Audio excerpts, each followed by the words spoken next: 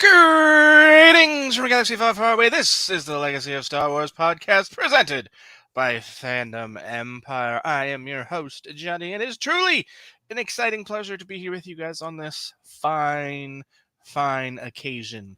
I'm going to just stop saying the date because I don't know when you're watching this, whether you're watching it live or if you're watching us later. But whenever you're watching us, it's an occasion that I hope you guys and gals and everyone else enjoy. So, yeah, like I said, I'm Johnny. I'm your host of this fine endeavor. And joining me as always, of course, are my co-hosts. To my bottom, let's see if I can get this right without thinking. Yeah, right there. That's Sean. How you doing tonight? I'm doing excited to talk Star Wars. Once again, Tuesday came, and once again there was news. So here we are talking all sorts of things tonight. We're going to talk, when is the Rey movie going to film? We know the year, but do we know the time? Casting announcements too might come for that movie as early as this month, and we're going to discuss, what we hope a cast might look like. Maybe not named specifically, but some ideas on where they might go with the cast and who might be coming back and who might not be coming back. Just a lot to get into tonight, and then obviously, Johnny, you and I have played a lot of the Old Republic together over the years, and that's going to be a big talking point for us in the back half of this episode. It most certainly is. And of course, joining me over on the other side of the screen over here, that's Randy. How you doing tonight? I'm doing pretty good. I thought it was kind of interesting that as I was going through, just kind of scrolling through, article pops up for Disney Shop releasing a Kanan Jarrus replica for the lightsaber, and I saw that. I'm like, I have to own that. I at some point I'm gonna own that. It looks amazing. The detail is just chef's kiss. But other than that, I'm ready for some Star Wars talk tonight. Well, we certainly do have a lot of that in store for you guys tonight. Like Sean says, we got news on the Rey movie, filming, casting, all that stuff, schedule changes for Disney Plus, and the Old Republic. All right, of course, if you're enjoying, please don't forget to click the like button, click that thumbs up, subscribe, smash the bell, all that fun stuff you can do here. And of course, comment down below so that we can help defeat the evil algorithm. And if you want to help us more, you can head on over to the Fandom Empire Patreon page, patreon.com/Fandom Empire, where you can contribute at whatever tier you choose and get additional content that is exclusive to the Patreon page. And of course, you can check out our other offerings here at Fandom Empire. You can catch us tomorrow night, 10 p.m. Eastern, for Welcome to the Geek Side, where we talk about whatever the heck we want to, from news, sports, TV, video games. You can take a look at the headlines and the graphics, and you can get a pretty good idea of what is on tap for tomorrow night. We're missing Grand Theft Auto simply because this was made before the Grand Theft Auto thing happened. So, yeah, lots of fun stuff to talk about tomorrow. Yeah. Okay, if you watched last week's, I'm sure you can understand my excitement. I'm just waiting for the tirade. This is a Star Wars show, but if anybody who's listening to this or watching this after the fact, and you have any interest in a wrestling discussion at all, Johnny and Matt get into this, not a heated argument, just this, I don't even know if I want to call it a wild debate, but this exchange of words that became entertainment in its own right. And I felt like I almost seen Randy's jaw hit the table at some point at some of the things that were said. And I definitely was like, what the hell? It's worth checking out. It's up on the YouTube channel. I can't promise more of the same tomorrow night, but there'll probably be more of the same tomorrow night. But back to this lovely show. I guess before we get that, tonight in Haddonfield, Monday night, 10 p.m. as well. All right, we didn't have one last week, but we're back again this week, and we have another multiple choice question for you guys. So leave that down in the comments or the live chat if you're watching us as we record live. And what Old Republic game do you enjoy the most?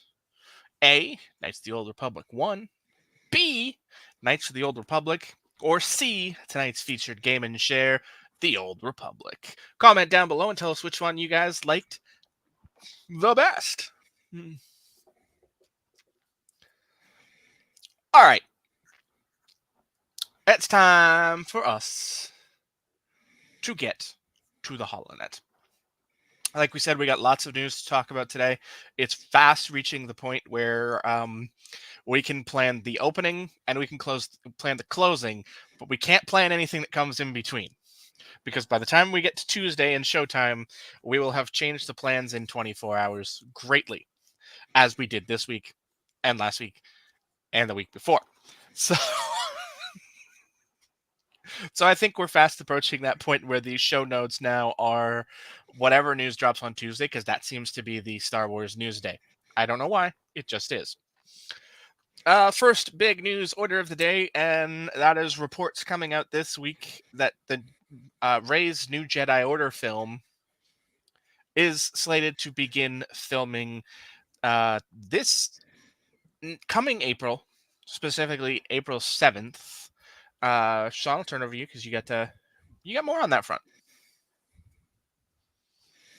Yeah, so a lot has come out about this today.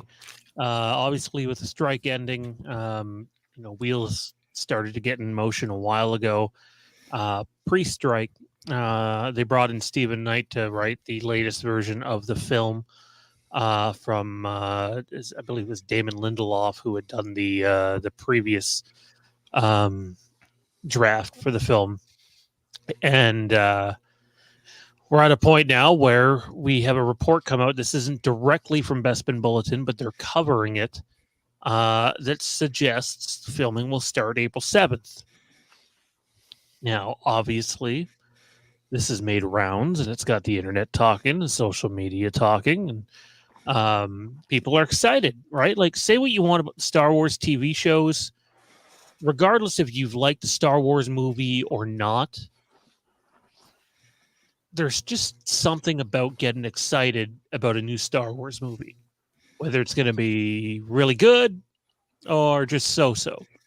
Talking about a new Star Wars movie, even if it's years away, there's a level of excitement that I just don't think TV will ever grasp. That being said, I want to put the brakes on this big time. And here's why. There's still another draft of the script to come, which means you can't even, until that is done. Now, that's not to say people don't continue to write on set. That happens a lot, especially on blockbuster movies. Half the Rise of Skywalker was filmed that way. And we probably want to avoid that happening again. So, if you're smart. But one of the first things they do is they, the set production will go in there, they'll read the script, and then they will tell, in this case, is it Charmaine? Oh my God, I forget the lady's name who's directing this again. But they will tell the director, I know she did a couple episodes of Miss Marvel, and Kathleen Kennedy and company, hey, this is how many sets that you have in your movie.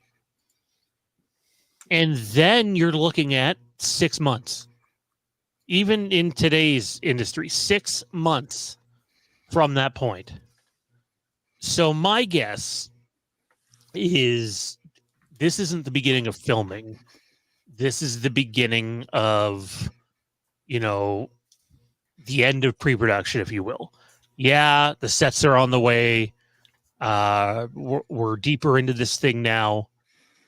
But my belief is you're looking at summer for this film. And not early summer either, late summer. Because think about it this way. If you start filming in early April, why is this thing not coming out at the end of 2025? Because that is literally the same timeline as The Force Awakens, the exact same timeline. So for me, I think we're looking at a filming start date of probably August, September, which makes sense because then you're looking at just under 2 years to turn it around, rather than just 6 months less even.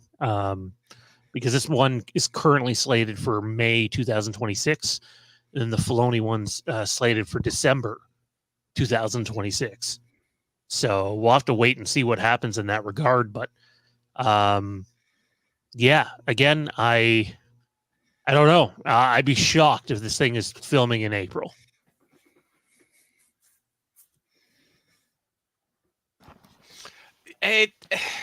Yeah, like you said, there's so much we don't know about this. We know the script wasn't finished. We know that there were still things to be done on it. It's I don't know. I guess what we can do is wait and see. Because we don't know how much of the script had to be changed from one, version to the next. Sometimes it's a lot, sometimes it's a little. It's a change here, it's a change there. And it's relatively simple work that you can have a quick turnaround from one revision to the next. But I think for me, the real sort of, I don't want to say stick in the mud, but the real sort of sticking point here now is the recent change in position for Dave.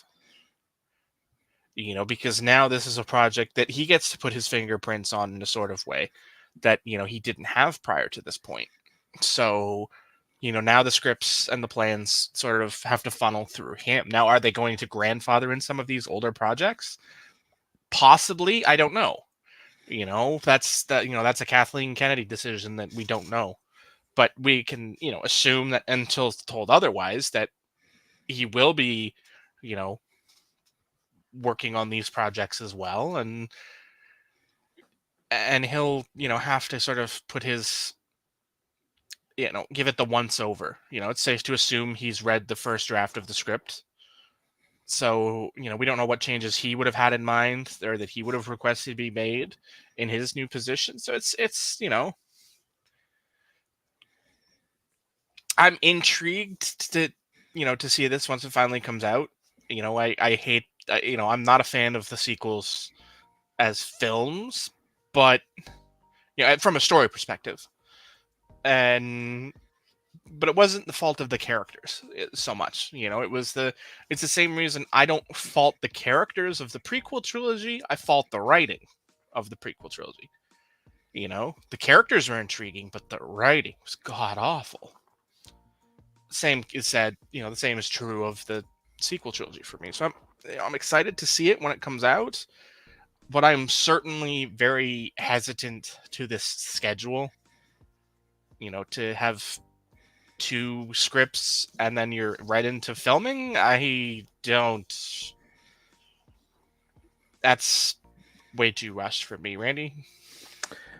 Well, obviously there's going to be changes after just a rough draft.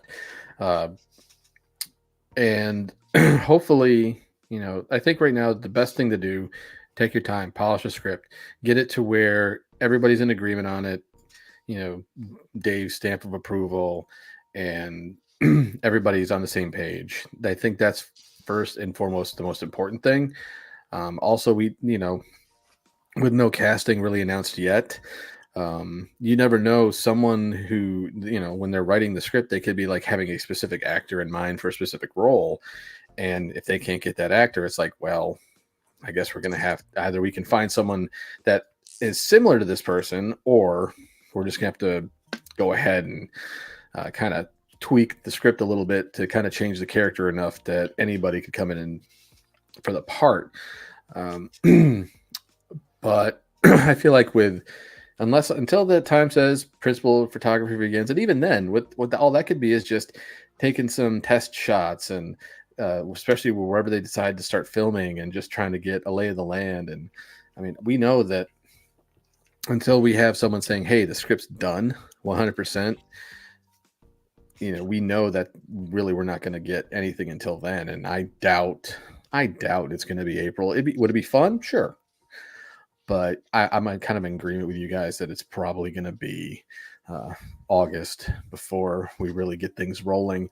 And after what happened with the the sequel trilogy, I would prefer them to really take their time and make sure everything's polished and in place, and that they have everything set up for what they want to do post this movie for Rey and her new Jedi Order that she's potential could be creating. Obviously we don't know exactly the whole story yet of what's going to happen or the plot synopsis or anything, but if she's rebuilding the Jedi Order, I definitely will hope that they've done well enough with the script to set everything in motion. And with Dave being involved, he's going to make sure that they have everything ready to go, because he's going to be that lore guy. He's going to want to make sure that everything connects properly.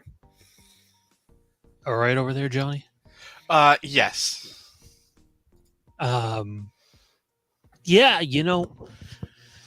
as far as we know, this isn't like they're going to be the very beginning of her new Jedi Order. Kathleen Kennedy had alluded to, she's already a little bit into this, which means you need characters already part of that Jedi Order. And if there's one thing, I know Johnny said it's not really the characters of the sequel trilogy. I disagree with that to an extent. I don't think we got very many new memorable characters from that trilogy, especially in terms of ones that would still be around now. It's the one thing that I really think they missed on, is I don't think you gravitated towards those characters as much as you did the original trilogy or even the prequel trilogy. I think one thing they need to strive to do here is whoever these new characters are, they have to be interesting. They have to be unique. You want people to pull for them. And also, I have a hunch that Rey is going to be more the Obi-Wan Kenobi role in this movie as an Obi-Wan in A New Hope. Doesn't mean she dies or anything, but I don't think she is going to be, frankly, I don't think she's going to be the main character. That is my guess. I think there's going to be one or two other characters that are more of a focus than she is. Obviously, she will be a big part of the movie, but I think, I guess in wrestling terms, it'll be her job to elevate the younger talent. Might not even be younger talent when you think about it. There's different characters that can be involved in this. This is 15 years post Return of the Jedi. 15 years post The Rise of Skywalker, which would make it about 46 or 47 years after Return of the Jedi. I have a hard time believing they're going to do this movie and not have Grogu involved in some way. Massive marketing machine. I'm not saying Grogu needs to be the focus, but I suspect Grogu's going to be in the movie. Maybe not, though, because Grogu will likely be in the movie the following movie that comes out that year, if it sticks to that release date, the Filoni movie. But yeah, new interesting characters. John Boyega might end up being a part of the movie, might not. Him and Lucasfilm aren't exactly on great terms. Well, they didn't exactly. It felt like after the first sequel trilogy movie, they didn't know what they were going to do with Finn, and they didn't write the character very well, and there were just a lot of missed opportunities with him from the word go. And like you said, he wasn't as interesting as he could have been. It's kind of crappy to think that when you look at, like, say, the that holiday Lego special they did on Disney Plus, Finn's training to be a Jedi under Rey, and you obviously get little hints of that in The Rise of Skywalker. But if that was the case from the word go, then why didn't you just make it more obvious as you're leading up to the final film, rather than, oh, if you watch this little kid's holiday special, you'll see him training with a lightsaber. It's like, I don't know. I felt like it was a missed opportunity with him. And I know Johnny knows I was on this one for just years. I thought it was going to be a horrible idea to kill off Kylo Ren at the end of that trilogy. because I thought there was still so many unique things that you could have done with Kylo Ren or Ben Solo. And honestly, it's just such a predictable thing to do in Star Wars when we reach the end of a story that, oh, you got to kill the bad guy. You got to kill the bad guy. Like, yeah, he ends up turning in the movie, but like, it seemed like they were just going to kill him no matter what. And now you have a big player off the board. Arguably, you have your most popular character from that trilogy off the board. You cannot go forward with him. Even if you wrote it in a way where he could be resurrected, it doesn't sound like Adam Driver wants to come back. It doesn't sound like he was overly thrilled with what happened in The Rise of Skywalker and just how the whole production was handled, which would, John Boyega feels the same way really about the last two movies. But, I think new interesting characters are needed for this movie to be a success. Also, you need an interesting antagonist. You got away with, let's throw the curveball here and kill Snoke despite all the hype that was put into building him up in the second movie without really getting him to even defend himself or do anything really interesting or cool. You will not be given that same chance again. You need a interesting antagonist right out of the get-go. And I don't know if you can go back to the same well. I think you need to do something new and creative. Yeah. I think they need to get away from the Star Wars cliche, though. The Star Wars villains have always been very cliched. They've leaned too heavily on the rule of two as far as their villains go, and I think they need to get away from that. And I think they have a chance to do that, but I think the timing is sort of ruining that chance, because I think, the perfect opportunity would have been, to have the Filoni film introduce the villain for this. That was your opportunity. You have all of these characters that you're already invested into, emotionally and time-wise, through the Disney Plus series, through the Clone Wars, through all of these different avenues that we've grown to care for these characters, to introduce a new villain and make them dangerous, right out of the gate, and make them a threat to the galaxy. And then you bring in Rey and her new Jedi Order, as it were, and that now they sort of have to pick up the mantle and get involved in the fight. And you did have, a very good opportunity to do that with, the likely introduction. And I'm still firmly on team. This Filoni film is about the Grisk. That's where it's going to end up, because it still makes the most sense. And that is a perfect foil for a Jedi Order that's trying to reform himself. An enemy that is not, accessible through their traditional means. This is an enemy that's not. You can't, you can't midichlorian your way past the Grisk. And that would have been a very good challenge to make this new Jedi Order believable by having to take on an enemy that is stronger and different than anything the Jedi have ever fought before.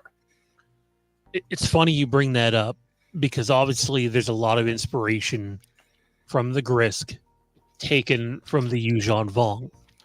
There's a lot of Legends inspiration being taken right now into what we're getting in canon. Now, if you remember, Thrawn, even in Legends, despite appearing to be, an Empire bad guy, at the end of the day, his first goal, first and foremost, was to protect the Chiss ascendancy. Mm-hmm. And they knew there was this big, dark thing coming for everybody. And no one else knew. That was the Yuuzhan Vong. The thing was, Thrawn was of the opinion it was going to happen fairly soon, and it didn't happen for basically almost 2 decades after his death. And when you look at when the Filoni movie is going to be and when the new movie is going to be, it's, about 3 decades of difference. I kind of wonder if we're going to get some sort of retelling here where we see Thrawn get taken out before the threat can get here. Mhm. And then the threat that ends up coming that we're being teased about in the Disney Plus stuff and in the Filoni movie ends up showing its head in the Rey movie as the villain of those stories going forward. And then when we go and do the Filoni movie 6 months later, maybe we get a small little tease of them showing up at the end of that movie and connecting the dots to loosely tie the films together. I think the problem with that, and again, this comes back to the problem of having this film before that film, is if you're going to tie them together in that way, and I don't have an issue with that, is that you're going to have some things, sort of mentally predetermined, for you, because if you're going to have Rey's New Jedi Order, it's safe to assume that there's going to be some elements of the past in it. Be that Grogu or, sort of, or or Ezra in sort of that Obi-Wan role as the older Jedi, passing on his knowledge to the new Jedi. You can't have those characters in this and then put them back in the Filoni movie, because now, for me, it takes that out of it. Like it's the issues I've always had with Marvel, where you announce the next set of films before the culmination of the current set, and it's like, oh, well, I know you can't kill these guys because they've got a movie coming out in 6 months.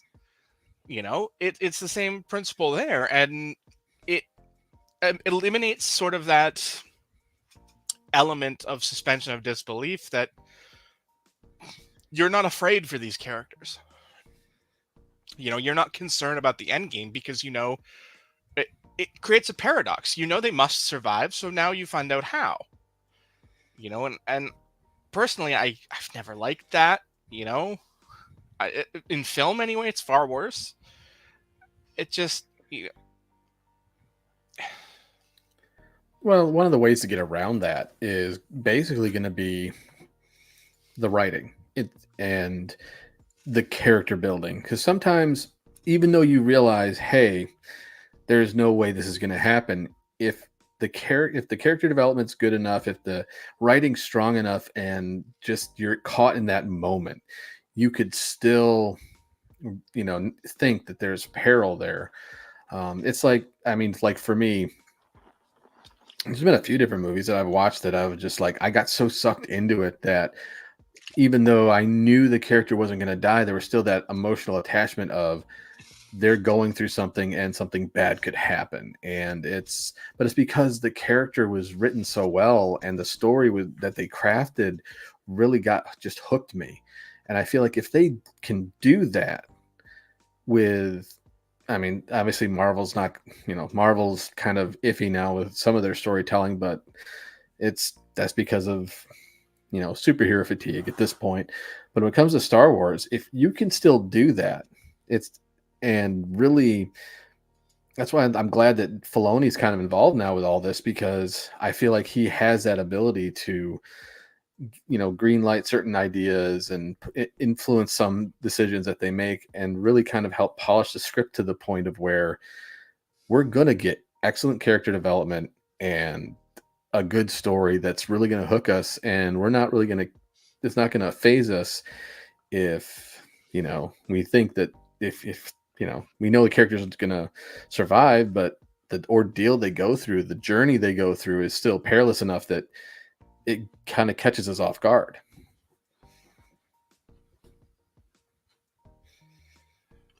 Yeah, you're not wrong about that. The journey is important.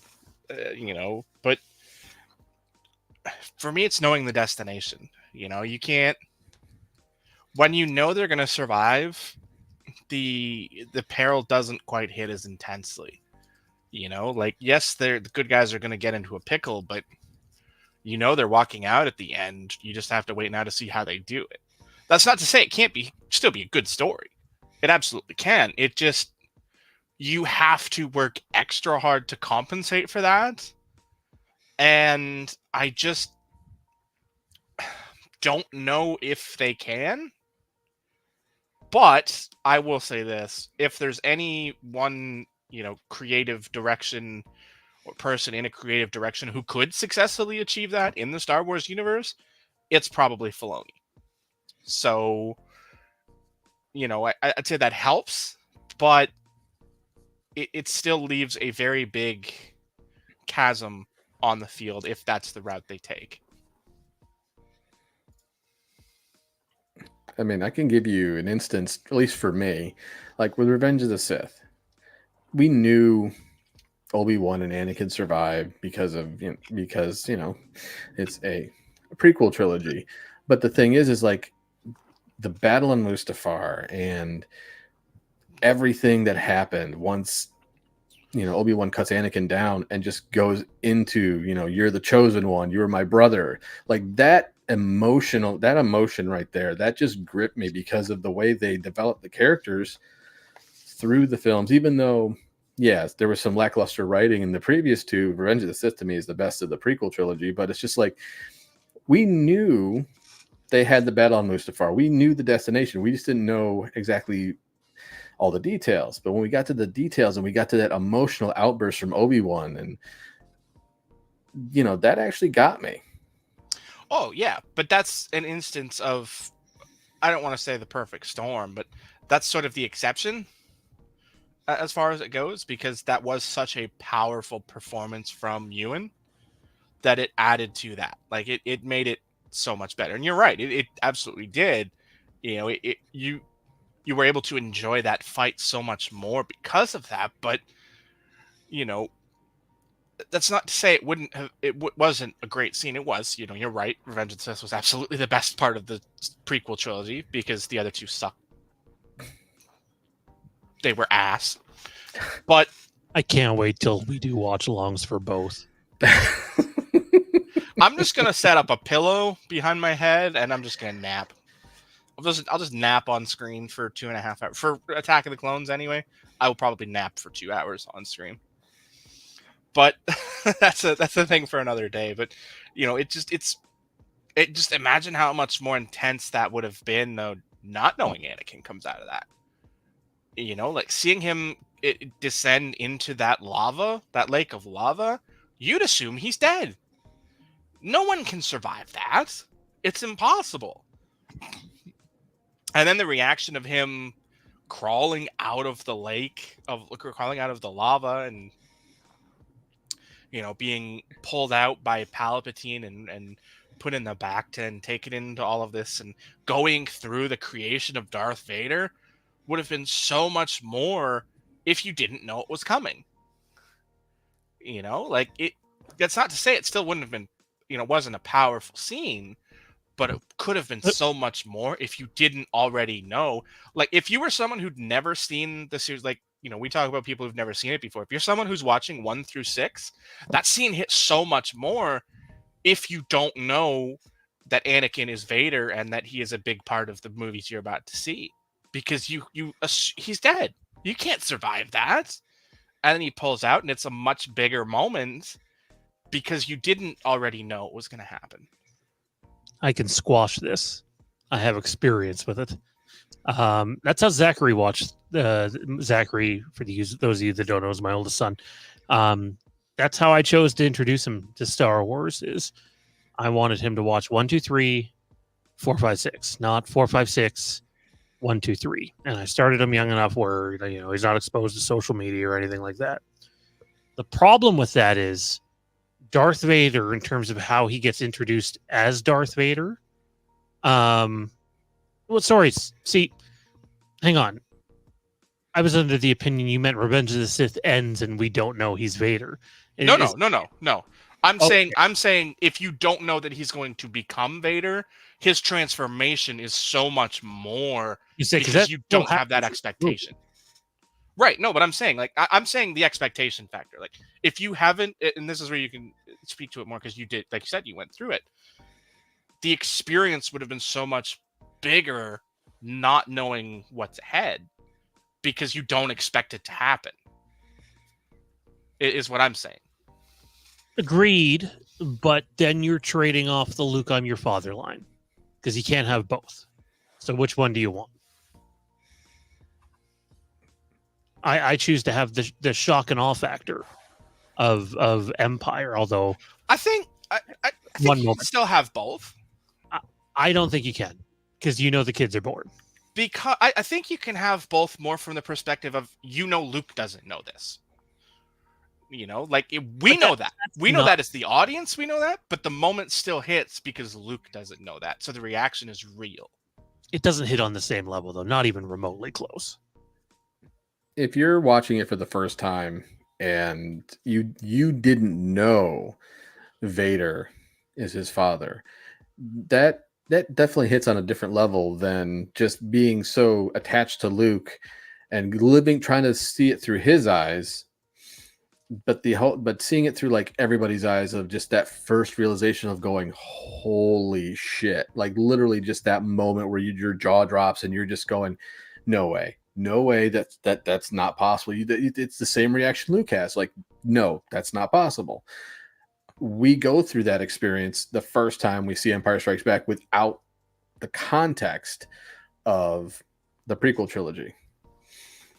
Unfortunately, kids now don't really get that because of between social media and everything you see on Disney Plus and all that stuff. It's kind of hard to give that type of surprise, and it's a shame.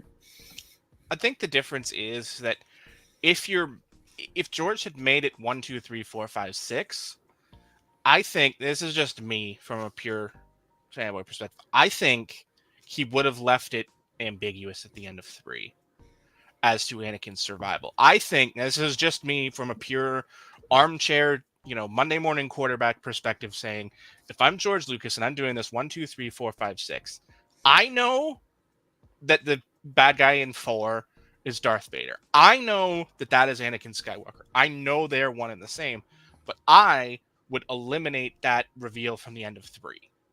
I would leave Anakin in the lava. That's the last time you see him. You play out the rest the same with with Obi-Wan taking the kids and Bail taking Leia and Obi-Wan giving Luke to Owen. And that's how I would have left it. So that you can still have that moment where you have that ambiguity, especially with Obi-Wan saying your father's dead. Anakin is dead. I watched him die. You can have that and still have that moment of I am your father. Because it's after that everything plays out where Yoda says, yes, they are the same. Anakin is Darth Vader. Darth Vader is Anakin. But Obi-Wan had said, no, he's not. He's dead. Your father is dead. You could still have that moment and have the end of 3 still hit and still have both those moments. If you were making them in the order 1, 2, 3, 4, 5, 6. Obviously, George didn't do that. So you add the end of 3 as sort of a, here you go. Here's some fan service. You get to see Vader put on the suit for the first time. I swear I'm not just trying to shit on your ideas here. The ideas are good, but I feel like you're basically asking them to refilm.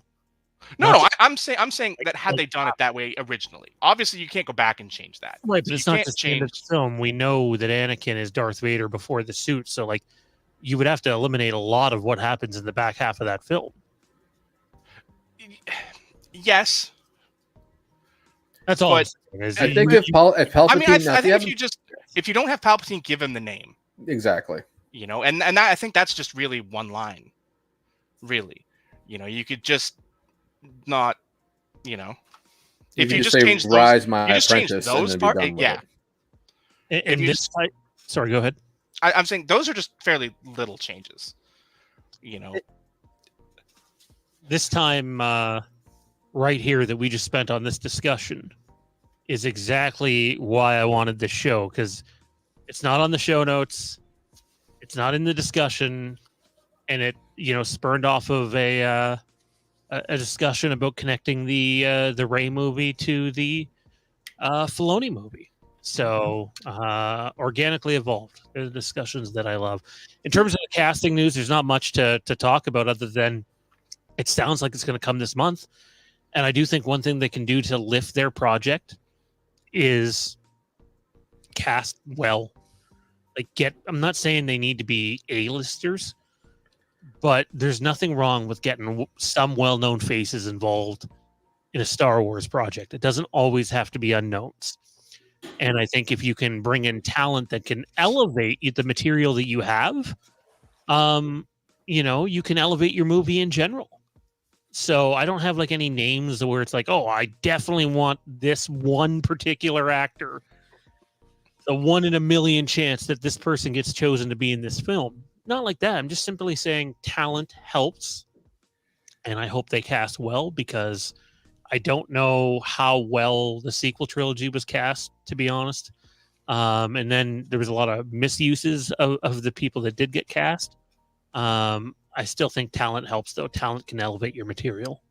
I mean, Star Wars has already shown that you don't need to be an unknown to be cast and be part of the franchise and be that. I mean, all you have to do is point to Sam Jackson as proof of that. His performance as Mace was amazing. The character might have been ridiculous and stupid, but that's not a Sam problem. There were definitely some decisions that George made that made that character garbage. Well, in it also certain helped instances, but it helped that Sam was also excited and passionate about the role, because it's something he's always absolutely. wanted to do. Absolutely. But I remember when the Rey movie was first announced, the rumors, obviously the rumor mill started up. Like, one of the rumored castings that I remember seeing that I thought was a kind of neat idea, and I think as one of the antagonists, or the main antagonist, was Idris Elba.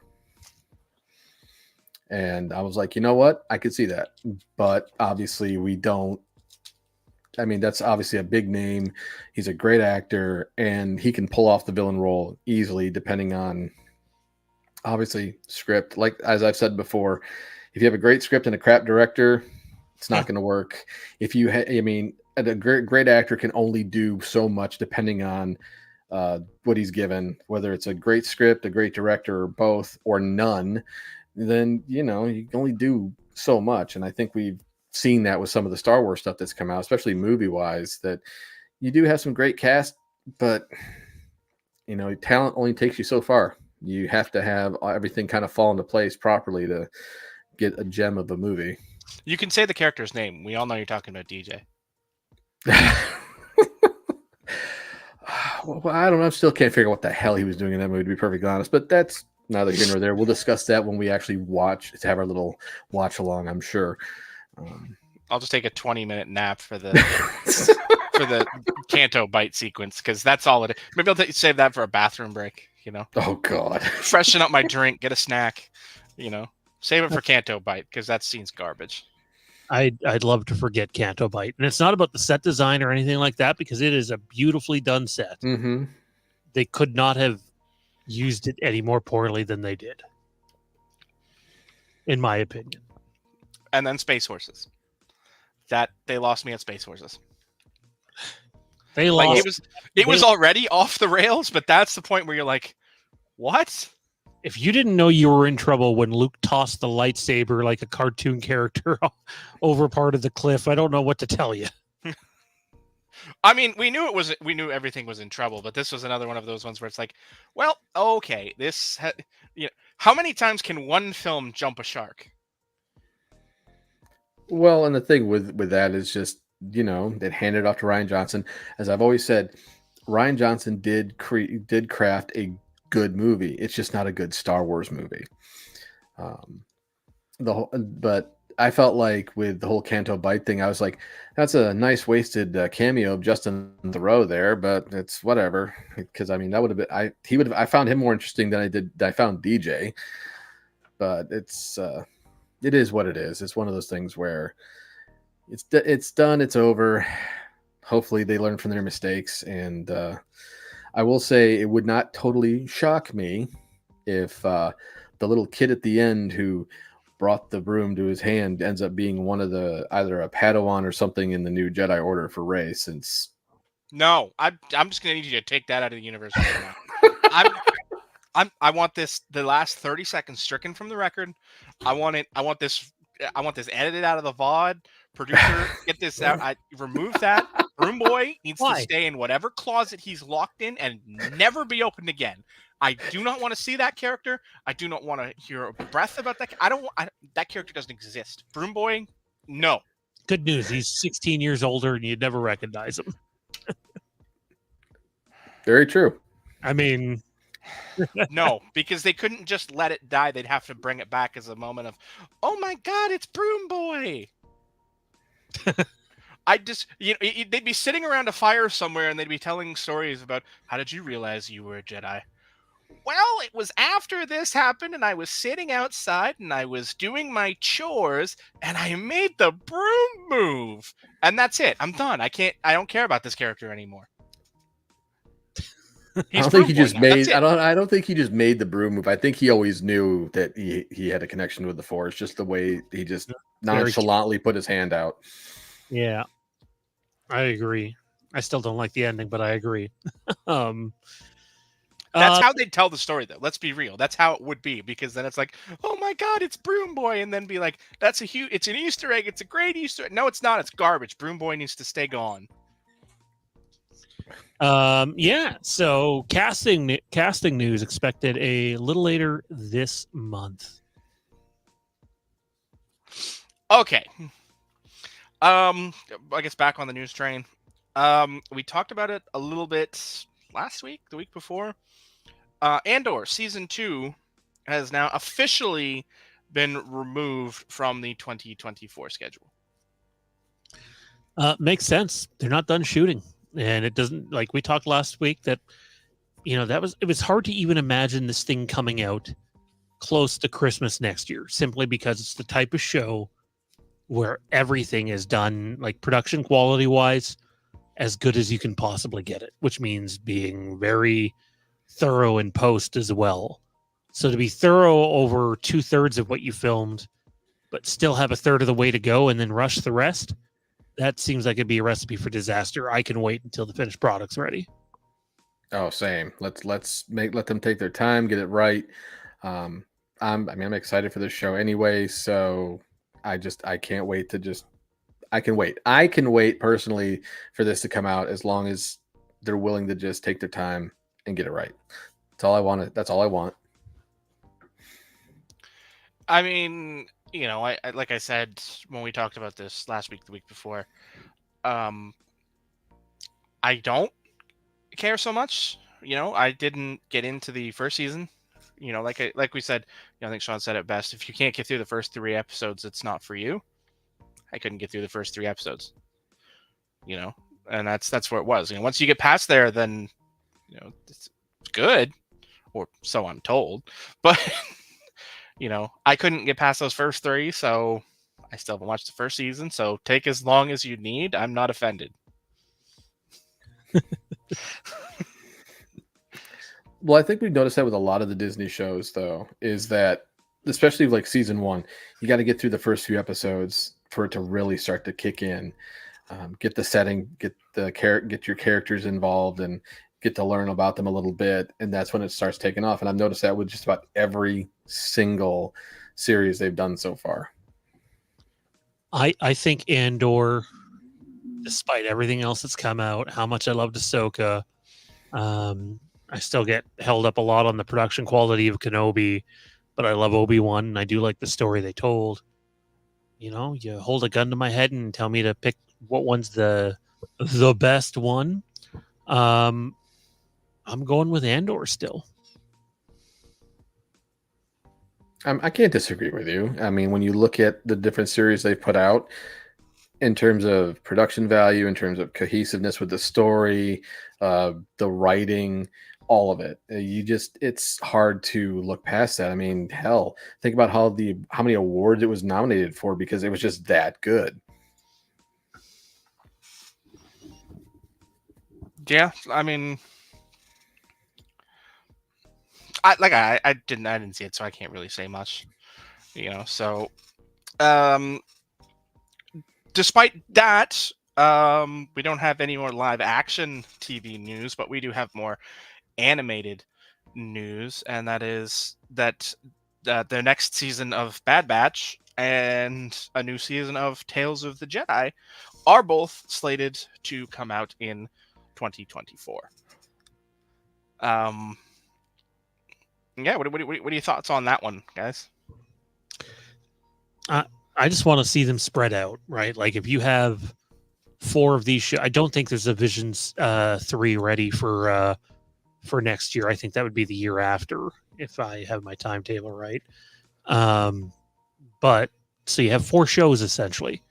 You got the Acolyte, which we know they're going to put their big marketing behind next year. Got Skeleton Crew, which needs to be fixed more or less.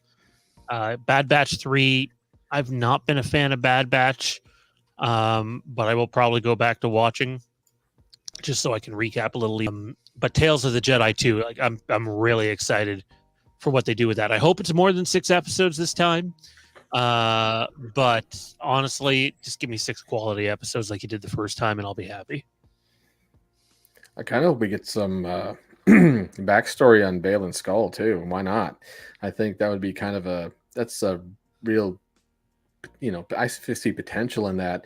It's kind of like if you don't do it with Tales of the Jedi, it's kind of that's a miss. That's a swing and a miss right there.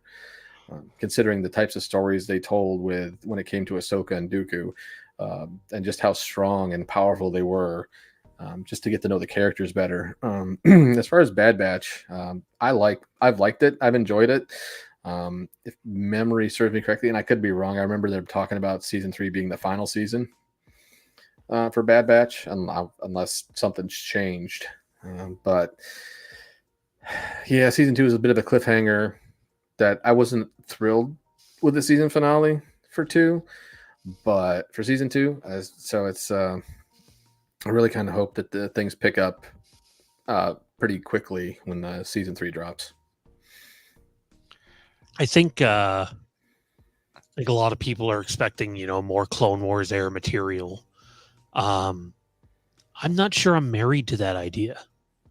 I'm really not, because it's Tales of the Jedi. You should be able to, if you want to tell a High Republic story. Oh yeah, for sure. Tell a Phantom Menace era story. Well, I guess we did get before Phantom Menace. It wasn't just Clone Wars. We got before Phantom Menace with younger Dooku, anyways, and Qui-Gon. One thing I wouldn't rule out is the possibility of a couple of Luke and Ben episodes. I think there's a real chance that might happen.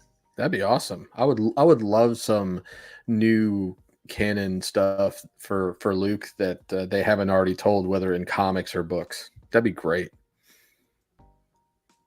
Yeah, I mean, there's definitely a lot of area, potential you can play in Tales of the Jedi, and I think it will be exciting. I do think Balin is definitely going to get some time here.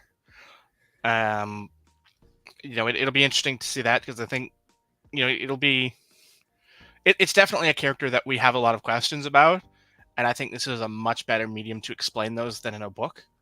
Because as good as the books are, there's still a large portion of the community that won't ever pick up a book, and you'll definitely get a lot more eyes and ears and minds on the project if it is done in this fashion. That's not to say there won't be books as well, because I'm sure that he will eventually have books. But I think this is a good way to explain some of his motivations and thoughts, and where he's coming from, what his goals are, what he's doing, how he became who he is, and even Shin as well. Like you can still play with that and explain who she is and where they partner, where they found each other and how their story started. And Tales of the Jedi is a great place to do that. I'm excited for it. Bad Batch, I don't care at all. I didn't like them in the Clone Wars, and I have not watched any of their series. The characters just did not. I wasn't intrigued by them. I watched the first few episodes of Bad Batch, and I just didn't. I didn't enjoy them. They weren't fun for me. So I probably will be skipping this one as well. I felt bait and switched by the Bad Batch. I don't know if you guys remember, but the Bad Batch debuted actually with like a 1-hour movie. And a chunk of that took place during Order 66. You see young Kanan. And the way just that 1-hour special came off was really intriguing and good and compelling. And I know Bad Batch because Ian, who's on the channel, sometimes will tell me about it, or Tommy B will tell me about it. They'll talk about like certain specific episodes that come. It's like, oh yeah, that's pretty interesting. Like I know Rex comes into it too, but I watched the first 7 or 8 episodes after that special, and I never once felt like they came even halfway to replicating what they started with. And that for me made me go, I'm out. I don't need to watch this. Doesn't mean that I won't watch it. But I'm in no hurry for more Bad Batch. I know I sound like a hater right now, but I guess I just felt like we've already had 7 fucking seasons of the Clone Wars where a good chunk of the episodes focus on clones. Can we do something different, Star Wars? Like, please? And I'm still saying the same thing, and here we are on season 3. Thankfully, the last. Well, Yeah. I mean, we know these characters don't survive. So I think that's another thing. So we know the characters don't survive. So it's like, well, obviously we don't know anything about Omega because, I mean, that's I think that's the only character I think that if there was any character who's going to survive, it's going to be her for some odd reason. But obviously we don't know. As far as we know, they're all dead. But maybe that's what season 3 is for. Maybe that's where they finally finish off the Bad Batch, and yeah. But I will give Bad Batch credit that we get to see and I wouldn't say a darker side to the Empire, not like in Andor, but we do get to see just how much of a bastards they really are, that we never really saw, like say in some of the the original movies that we got. Yeah, I mean, I can't say I did that. Like Sean said, that first, I think it was just the first 2 episodes were released as a 1-hour block, weren't they?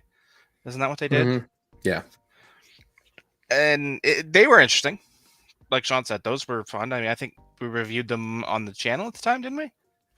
And that's, sort of why I watched them, because I still wasn't sold on them from the Clone Wars, but, we gave them a shot. It was interesting, and it looked promising, but as you watch the next couple episodes, it was just, it wasn't what interested me about it anymore. It stopped being that, and it just sort of became something so much different than what I expected it to be.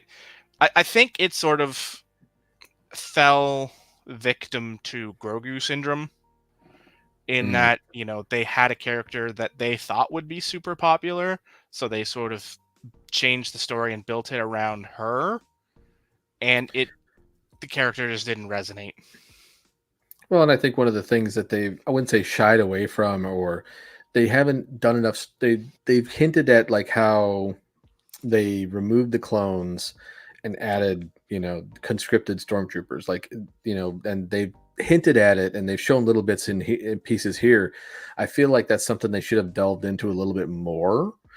But obviously with them focusing on trying to stay ahead of the Empire, the fledgling Empire at this point, I think that's kind of where I feel like they dropped the ball just a little bit, because I felt like it would have been more dramatic to see how the clones are dealing with the fact that they're going to be being considered obsolete, and we're seeing more and more conscripted stormtroopers come in that aren't clones, and just the differences there. I feel like that could have been a real good sticking point for the series, but they just haven't really done that as much as they could.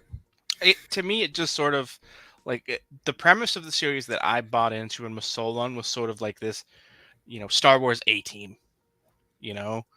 These are the guys that are, they're a mismatched band of clones that aren't right. Each one brings their own skill to the table, but together they form this sort of cohesive super unit that can do anything. And then they just turned it into, 3 men and a little lady, and it stopped being interesting to me, because that's the same thing we were getting on Mandalorian at the time in a much more interesting way. for me anyway. It was this ragtag group of mercenaries and soldiers coming together to protect a child from the Empire. That's the Mandalorian. That's also the Bad Batch. One of them happened to be much more interesting, and it wasn't the Bad Batch. If the Bad Batch had have stayed sort of as that A-team, ragtag bag of misfits who together are this sort of super unit that are, helping out the, formation of the rebels and sticking it to the evil Empire for the sins of against their brothers, then I'm all for that. That's interesting to me. That's sort of what we were sold on, but that's not what we got. All of a sudden it became Protect Omega, and like that's not a story I'm interested in. Because I don't know this character. I'm not invested in this character, and she didn't capture the audience the way Grogu did. Very true. I think the with that character, it's just like the reveal of like the fact that she is basically Boba's twin is the whole thing with that. I think that's what they were trying to sell it on, is that he's Alpha, she's Omega. That's and they the didn't even do a very good job of that, though, because for a long time at the beginning, it was sort of like, oh, she's like a clone of Palpatine, isn't she? Like, oh, she's like Rey's great grandmother or something, right? Like, like it just it became ridiculous, and not the fun kind of ridiculous, the silly kind of ridiculous. Just to find out, oh no, she's just Jango's daughter. That's all. Like I'm not interested in that. I'll be curious to see what they do with season 3, just because maybe we'll finally get to what they initially thought they were trying to sell you on. Maybe that's kind of what happens with the final season, but we'll see what happens. Like I said, I'm still excited for it, because I just enjoy Star Wars content in general. So, I mean, that's great. If you like it, I'm happy for you. Like I got no, it's no skin off my back that you like it. I don't care. It's just not for me. I just feel like one of the reasons they did this series is like you have a lot of character models already, and it's like, okay, so we want to do the cheaper thing, right? It's a lot easier to go back and do the Bad Batch as your next Star Wars series than go and do something new with a different look, and new character models need to be built. And let's be honest, D. Bradley Baker is carrying that project basically all by himself. So like there's a lot of cost cutting done while doing a show like the Bad Batch. I'm with Johnny on it. Like I'm going to watch some of it. I've seen like a couple Palpatine clips, but it felt like the very Disney Star Wars thing to do when they made this series. And for the love of God, whatever animation comes next, don't have it be more clones, please. No. No.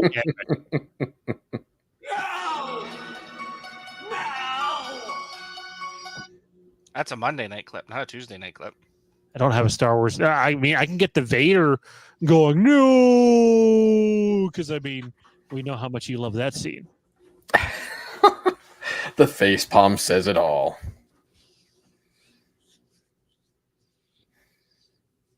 Or I can get the Return of the Jedi added in 2011 edition when Palpatine is shocking Luke.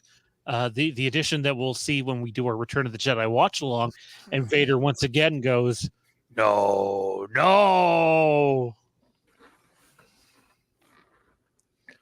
You did this to yourself.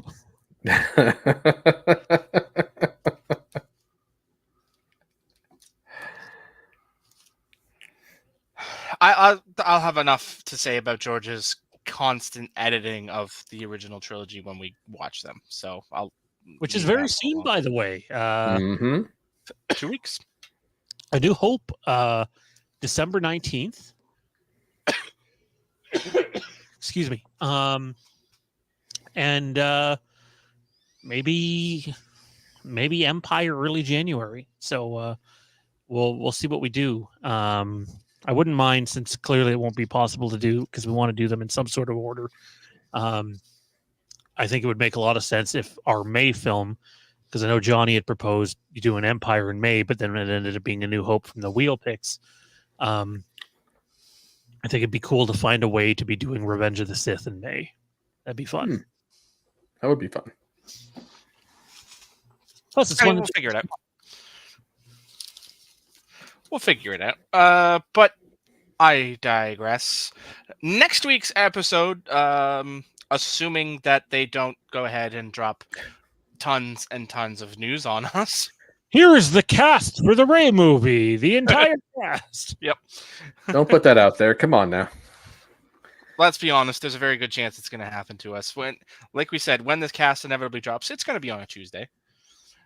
But irregardless, it'll be between shows. So what we are planning for next week's episode right now, pending the sheer amount of news we get in the next week, is this. We will be ranking the Star Wars theatrical films. That's not just the Skywalker saga. That is all Star Wars theatrical films. That includes Rogue One and Solo. Does that mean the Clone Wars gets in there too? As I said, don't think we're counting Clone Wars in this, are we? You know what? It released in theaters. Let's do it. So 12. It'll be 12 films. I already know what's ranking on my 12th one already. Don't have to even try with that one. Really? So do I. I know what my 12 and my 11 are. Yeah, I know what my 12 is, even with that one added. But I haven't ranked Star Wars movies in a long time. And like a lot of things, if you're real honest with yourself, your opinion on things usually change over time. They can change with where you are in your life. They can change with multiple watch throughs on things. I haven't watched Star Wars in a long time, to be honest. So, like in terms of like movies, so I'm looking forward to not only watching A New Hope, but ranking these films. I'm going to take some time over the next week, and I know what my number one is. Spoiler alert for next week. It's going to be The Empire Strikes Back, just because it is. But everything else is a little more difficult because, like, my feelings towards The Force Awakens are not where it was after it came out. My feelings about The Phantom Menace aren't where it was 6 or 7 years ago. So I definitely need to think about mine, and I'm curious to see how many movies we will have at the same position, and if we have any movie at the same position. Well, I think there's one obvious one, and I think that'll be pretty much unanimous. But after that, are you talking like number one? Is that what you're trying to hint at? Well, I'd hope so. It's funny because I remember as a kid, for me, like Return of the Jedi was my favorite. But as I got older and I started understanding context better and getting more mature, I was like, wow, Empire Strikes Back really is probably the best Star Wars movie ever made, isn't it? I mean, it's a top 5 film, period. Mm-hmm, so exactly, it's safe to say it's the best Star Wars theatrical film. I will occasionally brook the argument of nostalgia if you were alive in 77 and got to experience the original phenomenon of Star Wars. I will hear that argument, but anyone born after 77 doesn't get to make that argument. Yeah, it's a shame. I was born in 78, so it's like just a year off. That like I would have remembered that anyway. My first Star Wars experience was actually seeing Return of the Jedi the time it released. My uncle did a bunch of cosplay stuff for it before cosplay was a big thing, and he had me dressed up as Yoda for it. So I have pictures. If you're watching in the live chat right now, I just about had a moment there seeing those posts, because you had me worried there for a second, Travis. you had me worried there for a second. If you're not in the live chat, you won't understand that. But if you are, or watching on YouTube, and just click on the live chat button, you'll see what I'm talking about. Yeah, you had me going there. But I digress. Like you said, there's a lot of interesting things. I think the last time we did rankings was 2 years ago at this point, close to it. I think something like that. here on the channel. For movies, it's probably longer than that. I don't know if it's ever happened Oh on yeah, we on the YouTube channel. I know we definitely did in the Wastelands days, but I think some of our rankings we did on the YouTube channel also included Disney Plus material as well. So where this is just sort of straight films. I can't remember. I think we have at some points, but it might have been a Patreon show also. So I can't say with 100% certainty that we've done it here, but I digress. All right, guys, it's time for the Game and Share, and this week I chose the Game and Share, and I chose the Old Republic. Now, usually this is where I do the spiel and be like, "Well, John, well, co-host, you selected the game this week, so tell us, why did you choose it?" So I'll say this, Johnny, why did you choose the Old Republic? Well, Johnny, that's an excellent question. I chose the Old Republic because I love it. It is easily the Star Wars game I have played the most because it is an MMO and it is so much replayability and so much time in it that it is very easily the Star Wars game that I have played the most. It might not, at the end of the day, Battlefront 2 might still get the, you know, the overall most time played, but most time played as sort of a, single player experience, as a story experience. This one is my most played. Battlefront 2 is different because, you spend your time playing TDM and Galactic Conquest. It's not the same. You don't play the story. You don't play Battlefront 2 for the story mode. That's the opposite here. This is a game that, I get hooked on when it came out. I didn't get it immediately at launch. I got it that first Christmas that it came out was when I first got it. I still have my original game disc. It's that old that I bought it on disc.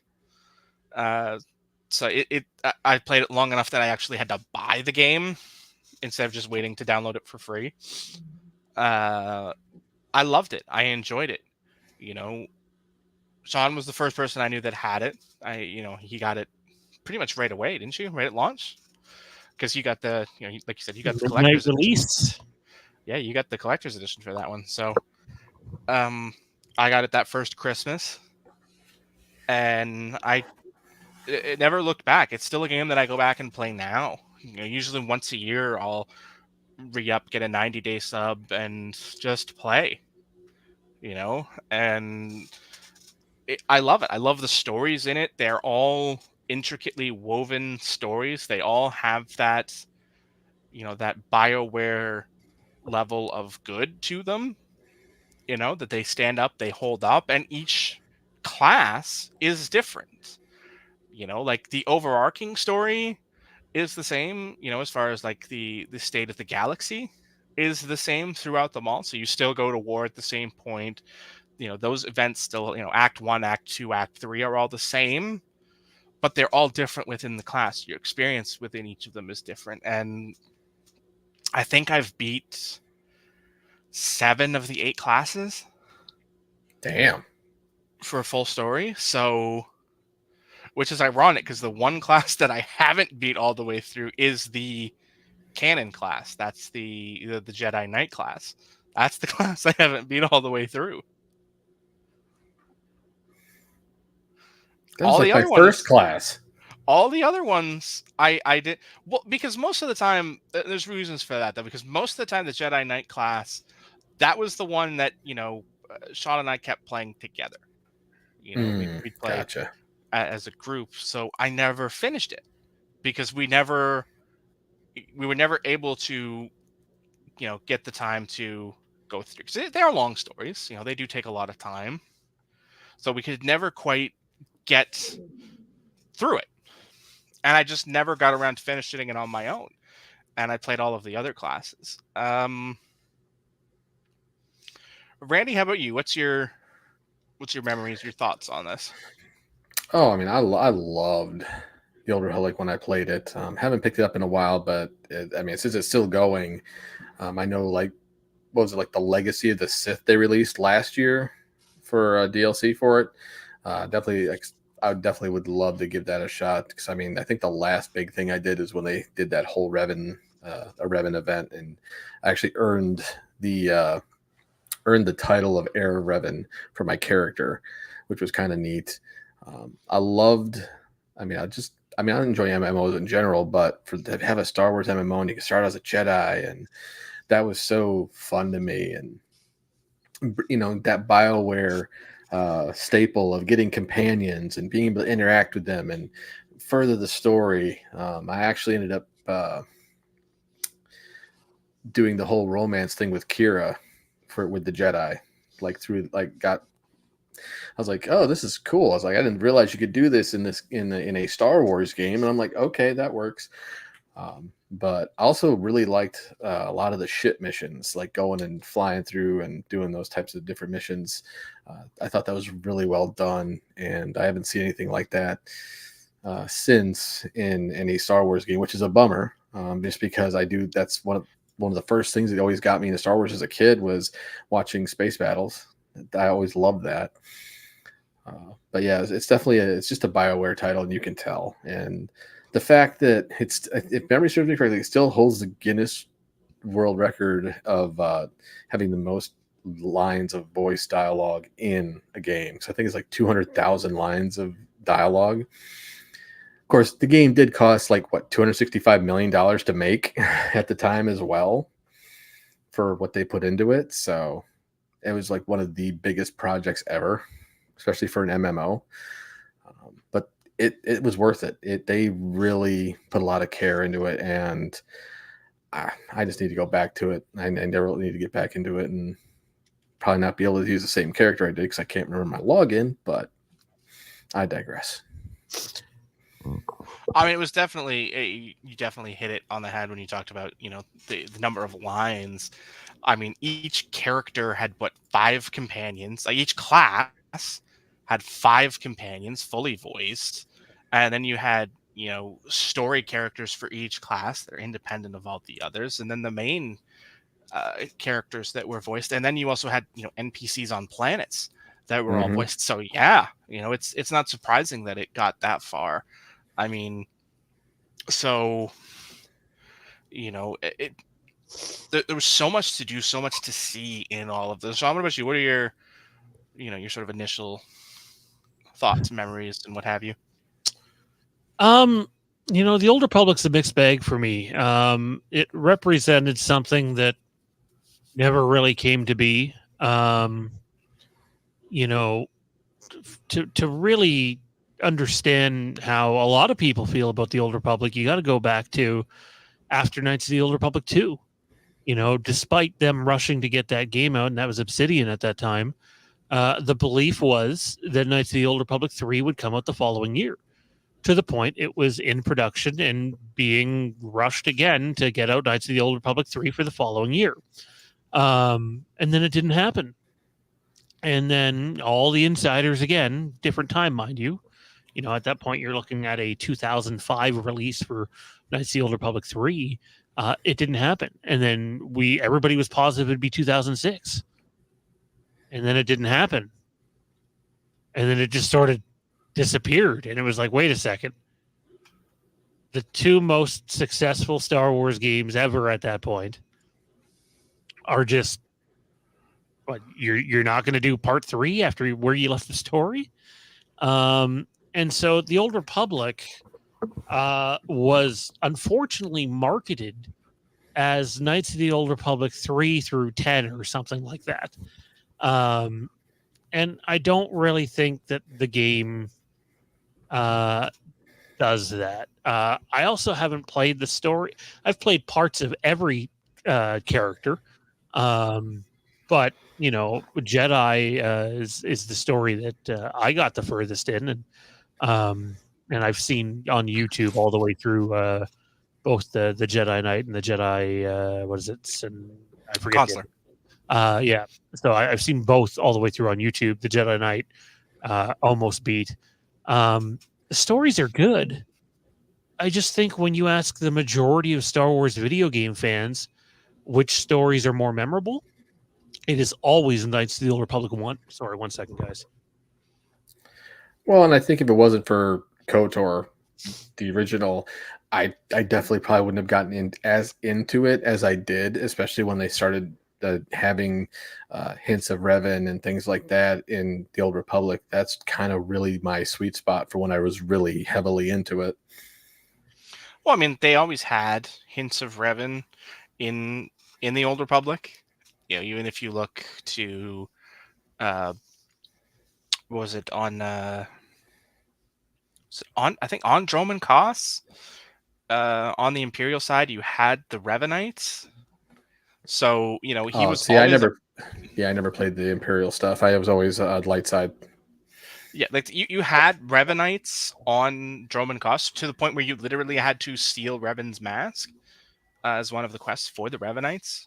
Hmm. So he was always a part of it. And then if you got far enough, there was a flashpoint on both sides where were rescuing Revan or not rescuing him on the other side. I can't remember. I know Republic side you were rescuing him. Imperial side I can't remember if you were imprisoning him or keeping him imprisoned or if you were also rescuing him. I don't remember, but I know HK was involved. Good old HK-47. I don't think it was 47. It was. Not that It was. one. No, HK-47 wasn't he in the Hoth one? He was before that one. He was the flashpoint before that one, I think. He's protecting Revan wherever Revan is. You kill him, and one of the first things Revan says as he comes out is he calls him his friend. It's a whole thing of it on YouTube too. You can check out. I guess like it's fun, and some of the most fun I've had playing a video game with Johnny is the Old Republic. Like it just is. That being said, it's hard for me because I'm a console gamer. I'm not a PC gamer, so like, you know, I'm moving at a snail's pace compared to Johnny. But also like, and I'm someone who loves longer games. Like I truly do, and I appreciate how long it takes to get through these stories. But it almost drags on too long. You're expected to grind too much to advance levels. You're much more into the just run through the main story stuff to the Yeah, detriment well, of the side stuff. I don't mind submissions, but like I felt like at times we're grinding there for like just a couple hours, and I don't mean just side missions, just like grinding to level up for a couple hours. That's an MMO for you. And like, It was for sure much harder in the early days. They've like definitely they've worked very hard to address that in the later years.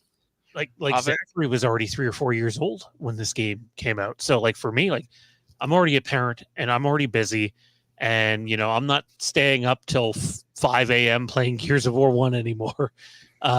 It's hard, right? Like you want to do it even now. Like I'd love the idea of the three of us jumping on there and having some fun, but I would hate to start up and not see it all the way through. And it's much easier now, especially if you go the route of and again, this is one of those things where they make it so much easier for people who are willing to pay. Because if you go the subscription route now, you can pretty much, and I can say this from experience, because the last time I played the game, I did this. Last time I got a subscription, which was 2.5, 3 years ago at this point. This might have been like early pandemic. I think was the last time I did it. I was level 50, which is the highest you can get in the main story, by the end of Planet 2. Planet 3. That's how easy it has gotten to level up as a subscriber, because you're constantly 2 XP, 3 XP, 4 XP, 5 XP, you know, so you get that. Like if you are not, by the time I finished the tutorial, I was already like level 20. Yeah, because they're trying to get you caught up with some of the veteran players so that you can compete with them. Yeah, I get that part. I love the Old Republic experience. Don't get me wrong. In fact, I'll go one step further.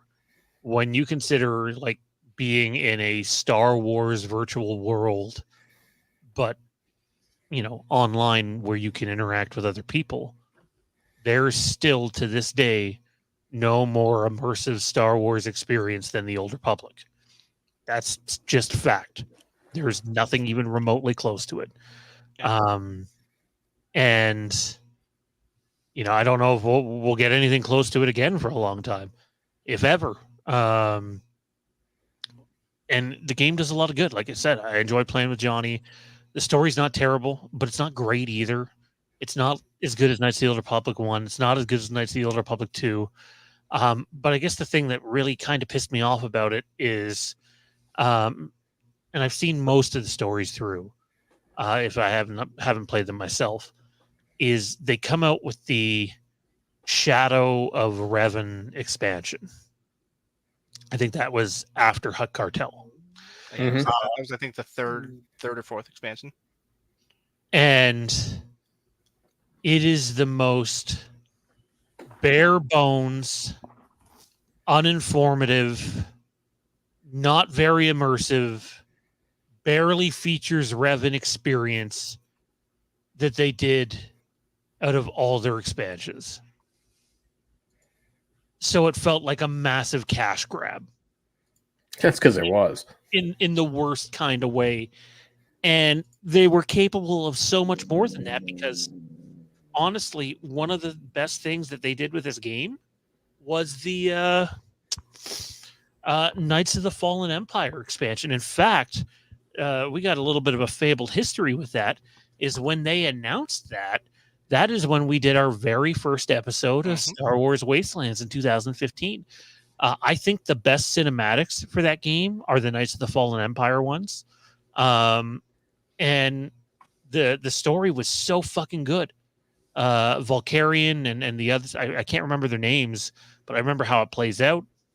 And even as your character in there, now ideally, say I never got to do this.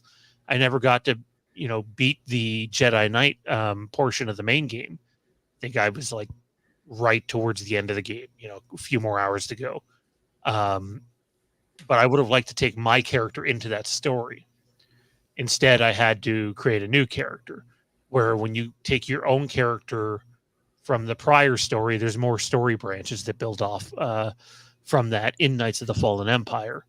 But just like you go through, I think there were 16 chapters in Knights of the Fallen Empire, 16 or 18.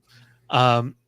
That story, those 16, is just a more cohesive, connected, well put together story than anything we get in any of the character classes of the main story.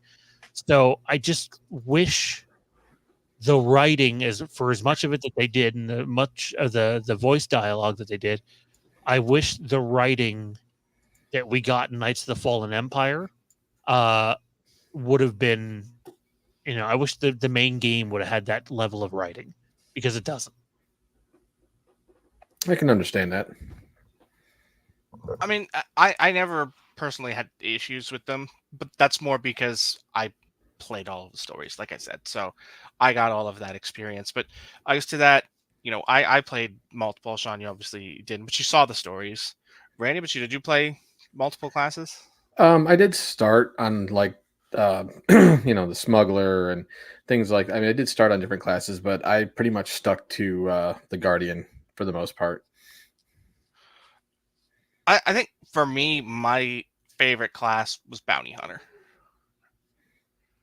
I enjoyed that class the most, at least in part because this is one of those things where the experience makes it. But my favorite companion came with the Bounty Hunter. Mako Tsunami. I loved it. Voiced by an actual supremely talented. It was Lacey Chabert's character in the Old Republic.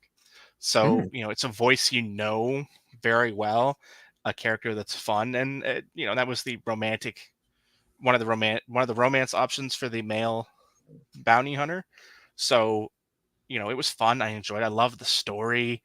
The intrigue in it was fun. Getting to be part of the hunt.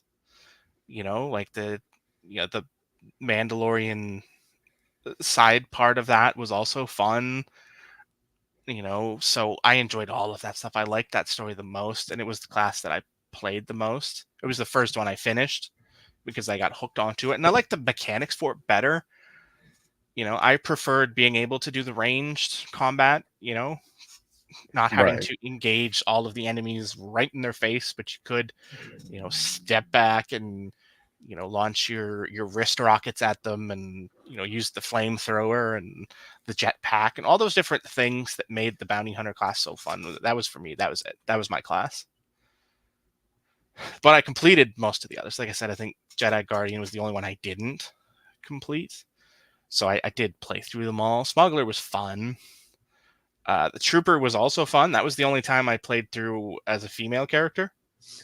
I played through the Trooper as a female character because, why not? Right. So it was more fun. It was an interesting story, having, I think it was the Trandoshan as the romance option was. I think it was the Trandoshan. That's kind of a strange one. Might have been a Zabrak. That seems more likely, but man, a Trandoshan, that'd be an interesting one, to say the least. No, I think it was a Cathar. So, like Juhani. Yeah. Let me tell you. But hold on, it gets even better because now I'm looking at it, and it was Eric, the Eric Jorgen, who was the Cathar, but it was voiced. You'll love this one, Sean. I don't know if you ever got to him, but it was voiced by Timothy Amundsen. I definitely didn't. So that was an interesting romance line. I got wooed by Timothy Amundsen. I love that. Yeah, he's got a good voice too. Yes, he does.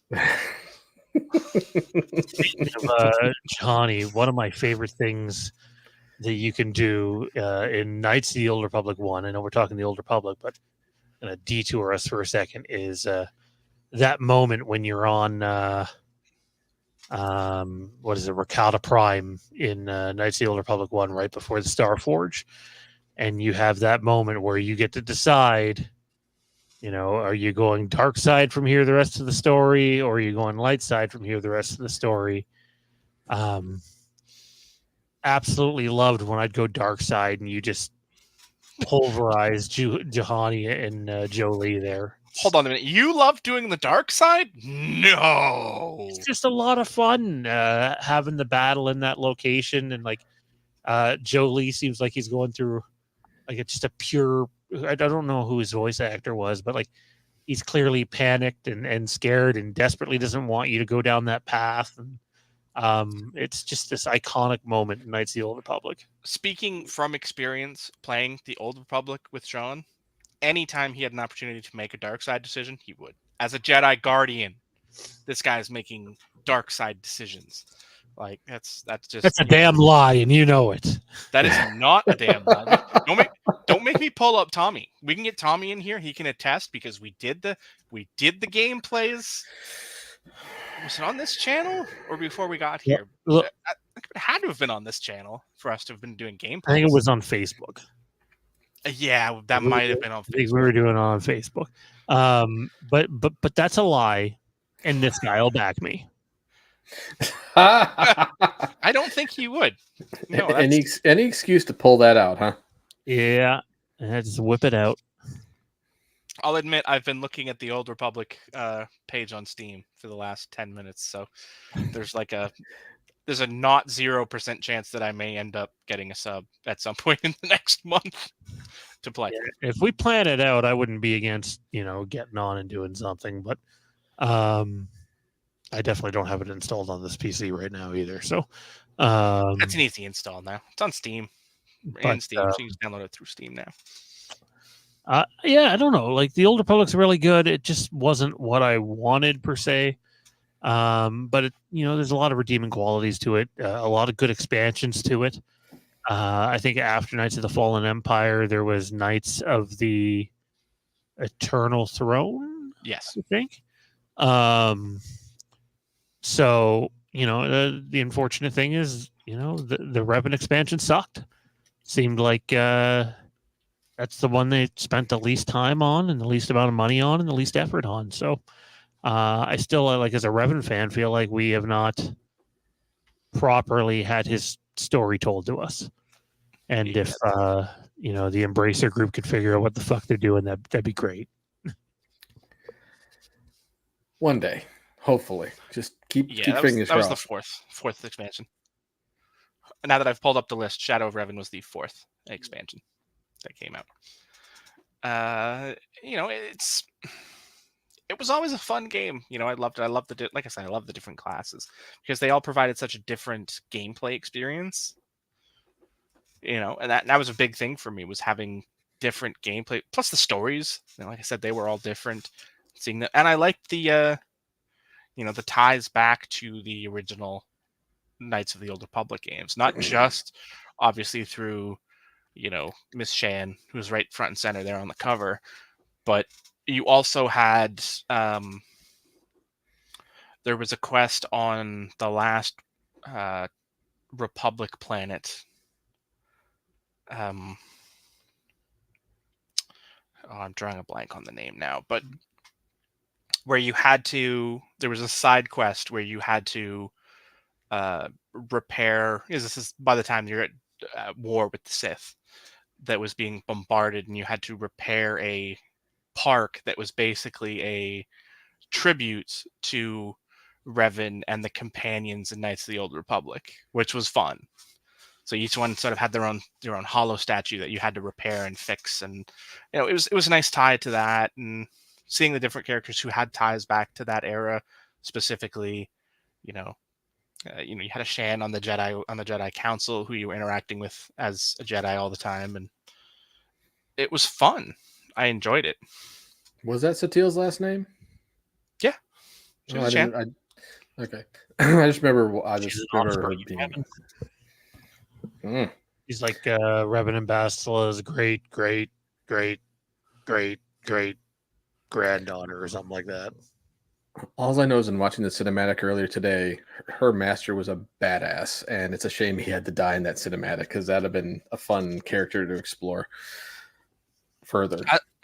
I loved all the different characters. Like the Emperor was a fun one, which you didn't see him very often. I think I saw him twice, maybe, depending on which story class you were. But if you've ever read or listened to that Revan novel, like, you talk about a deep dive into the Emperor, like that guy. Yep.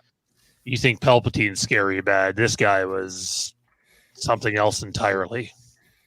But it was so much nicer seeing places that we'd only sort of been alluded to at that point.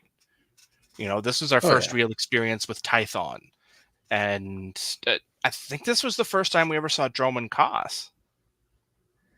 Yep. It's a name that's been mentioned so many times, and this is you actually get to experience it, and it's constant storming surface. Like, there's so many different places you get to see that's so fun that you experience in later, Starlight, Hoth, Tatooine. You get all of the big ones, but then you also get the ones that are, like your Tythons and your Droman Kosses, and obviously Korriban, and because that's all I will always call it. None of this Morabond shit. But it's there's the George Lucas change I hate most. That one right there. I don't know if that's the one I hate most. I can live with Han Shot first more than I can live with that one. That one was just, why? At least like the Han one, I get what you're trying to do, even though it doesn't work for me. But why are we not keeping Korriban? Like, it's been in how many Star Wars projects prior to that? And let's just planning. Let's start it with the letter M. Yeah, and I mean, it was, like I said, it was so nice seeing some of these planets that had only been mentioned. I mean, we actually got to experience Alderaan. That was the first time we'd done that. Corellia and the shipyards. Ord Mantell was another one we finally got to experience. You got to see Manon and Coruscant, Onderon, Tython, all fun planets. Did they ever add Manon to the Old Republic? Yeah. They did they? Because it wasn't in the game when I had it. No, I'm pretty sure it was a base planet. Not that I remember. Because that's one of my favorite planets from Knights of the Old Republic 1. I'm fairly certain it was a core world. forged alliances, so maybe not. I'm pretty sure it was added in one of the DLCs. That again, yeah, I would like to. That'd be fun. One thing I would have liked to see addressed in the Old Republic, and I don't think it ever does, is I get it's 300 years later, but what happened to the Ebonhawk? Yeah, No, it's just left on Droman Koss somewhere. So that's another one. You get to explore the ship from the tutorial in Knights of the Old Republic. Yeah, that was a fun one too. oh, the oh my god! Any other time I'd remember the name of the ship. The Endar Spire. Yeah. Yep. Surrounded by the destroyed planet, it was fun. Getting to experience that and seeing it and having a familiar location.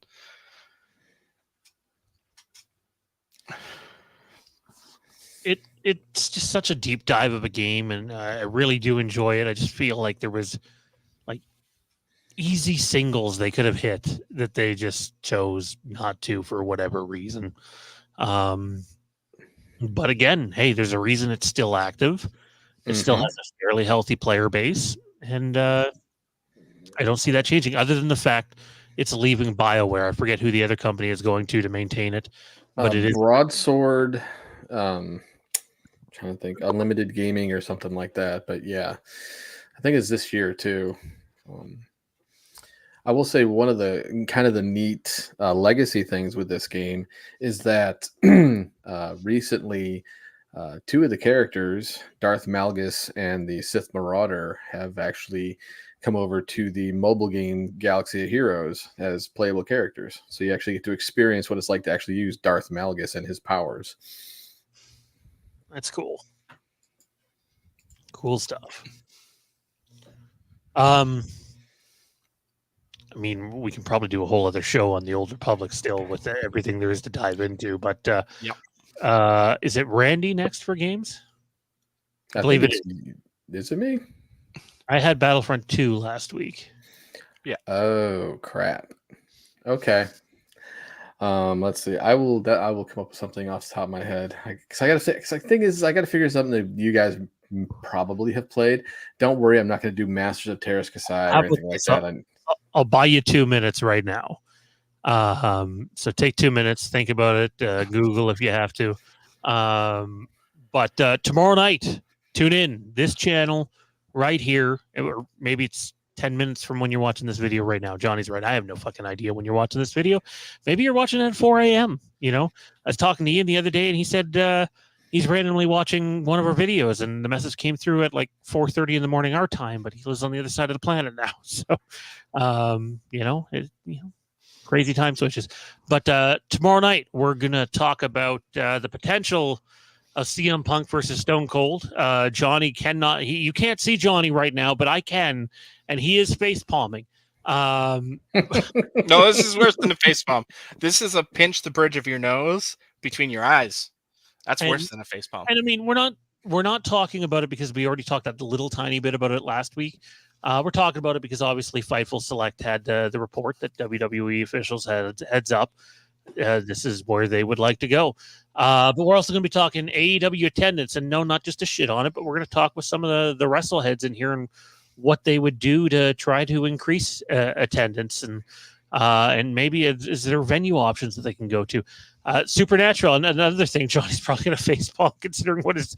It's crazy that this happened with two different subjects last week: the Austin Stone Cold thing, and Jared and Jensen got on microphone and said, "Yeah, Supernatural revival talks are at least ongoing." So it's almost like everybody decided to shit on Johnny since the last episode of this show. And there's actually a Crystal Lake news, so we're gonna discuss that and why Friday the 13th might not look like what you're used to seeing from that franchise. All that and more tomorrow night. Welcome to the Geek Side, 10 p.m. Eastern Time. Same bat channel, same bat time. Well, not same bat time. All right. Thought about it. I'm trying to think of a game I know we've probably all played. So I'm not going to go with like the Star Wars arcade game from like back in the early 80s because I don't know if either one of you even touched that. But I'm going to go with Pod Racer. Oh, like the So 64? shit on Johnny Week continues, I guess. Hey, at least I didn't say Super Bombad Racing, all right? Jesus. Or Racer Revenge for that matter. I'm going with the OG Pod Racer. You know what? I have a lot of good things to say about this game. I have a lot of bad things to say about how I felt when this game came out, but I have a lot of good things to say about it now. In Spoiler alert, I don't. I mean, yeah, he could have picked Bombad Racing, and we could have brought Mondo on as the fourth, and that conversation would have. At least that game was what it promised. Or It was It might have been bad. I could have been further down the rabbit hole and gone Star Wars Demolition, okay? And you know what? Speaking of, backtracking a little bit to the Old Republic here, I loved the swoop bike racing from the first two games. It was simplistic, but it was there. And the Old Republic doesn't really have anything like that. And I think they kind of missed in regards to that. Yeah, I feel I agree with that. Just, I mean, not to change the game, but I mean, I felt the same way with Destiny 2 not taking up the Sparrow racing like they had in the first Destiny. I thought that was a lot of fun, and they could have done a lot with that. But agreed, the swoop bike races were great. I love those. I feel like Johnny's going for a Hayden Christensen look with his hair. That's just my hair being very uncooperative now. Yeah, I feel that way more about Pazak. Like, how do you not have a game that's built for multiplayer in your multiplayer Old Republic game? Like, you have the casinos. Let me sit down at a Pazak table. What's so difficult about this? I mean, hell, Witcher 3 had Gwent just split off into its own thing. So, well, yeah, why not Pazak? Like, I mean, this is an MMO game. Let me play Pazak with people and take their money. Let me take their credits. You have an auction house. Let me take their credits in a more unscrupulous way. But I digress. All right, we have our game and share for next week. We've done our plugs and previews. That's it, folks. That's all we got for this week's episode. With that, yeah. we'll send it on an hour 48 again. We have our sweet spot, I guess. Even Steven, baby. Okay. No, hour 48 in the books, guaranteed. All right, so we don't have anything more for this week, but like we said, next week, ranking the 12 theatrical Star Wars films, everything from prequels, sequels, the original trilogy, Star Wars stories, and the Clone Wars film, which we've added at the last minute. So that's it. Of course, check out the channel tomorrow night. Welcome to the Geek Side. Monday nights, Tonight in Haddonfield, and any other short form content we put out about who knows what topics. And of course, if you were enjoying, do not forget to click the like, click the thumbs up, click the subscribe button, click that bell, and leave us a comment. If nothing else, answer the multiple choice question this week, which is your favorite Old Republic era game. A, Knights of the Old Republic. B, Knights of the Old Republic 2. Or C, Star Wars The Old Republic. And with your comments, you can help us defeat the evil algorithm.